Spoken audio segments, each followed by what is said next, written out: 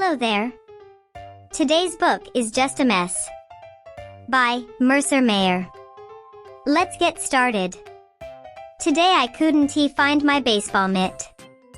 I looked in my treehouse. I looked under the back steps. I asked Mom if she had seen it. She said I should try my room. I never thought to look there. What a mess. Mom said it was time to clean my room, so I asked her to help. She said, "You made the mess, so you can clean up the mess."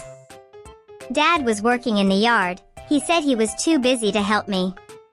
My little sister said, "No way." And the baby didn't understand. I just did it myself. First I put a few things in the closet. I put my clothes in the drawers. I straightened up my games. I shut the lid to my toy box. And put away my books. The rest of the mess could fit under my bed, so I put it there. Then I made the bed. Won't Mom be pleased? I thought I might wash the floor, but Mom said no, so I just vacuumed instead. Everything was just about perfect. Then I noticed that my pillow was missing. I looked on the other side of my bed, and guess what I found? My baseball mitt! The end. If you haven't done already, please like, share, and subscribe.